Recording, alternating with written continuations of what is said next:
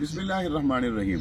अब तक news channel पर बैठकर एक मलूना ने यह कहा कि इंसाफ का जनाजा उस दिन निकल गया जिस दिन हज़रत फ़ातिमा रज़ी अल्लाह ताला अन्हा अपना हक मांगने के लिए गई और उन्हें उनका हक नहीं दिया गया। ऐसी बात करने से पहले बदबख्त और मलूना को ये पढ़ लेना चाहिए था कि हुजूर अलैहिस्सलाम के निकाह में हज़रत अबू बकर सिद्दीक की बेटी हज़रत आयशा सिद्दीका भी हैं और कुरान मजीद का ये फैसला है जब बीवी से औलाद न हो तो खावंद की जायदाद से, प्रॉपर्टी से बीवी को चौथा हिस्सा दिया जाता है।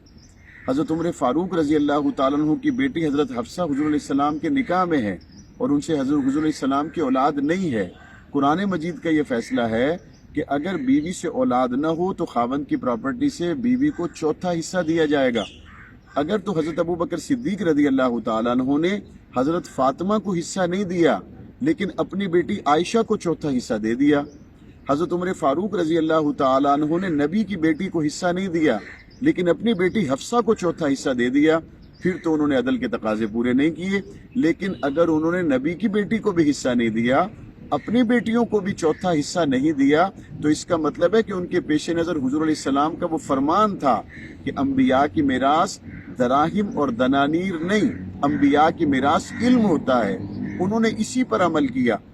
हुजूर अलैहिस्सलाम के सहाबा जो हुजूर के पहलू में आराम करने वाले 1400 साल के बाद आज टीवी पर बैठकर उनको कोई नाइंसाफ या जालिम या उनके ऊपर कोई बहतान तराशी करेगा।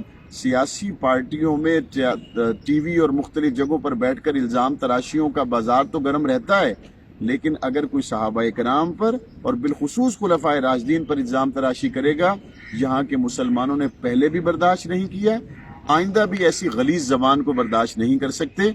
और मैंने पैमरा को इससे पहले एहतजाज किया जिस पे उन्होंने नोटिस लिया, और मैं उम्मीद करूंगा मीडिया मालिकान, पैमरा और एंकर्स पर्सन इस हवाले से एक मुनासिब पॉलिसी बनाएंगे ताकि आइंदा किसी को ऐसी घटिया बात करने की जिसारत ना हो सके।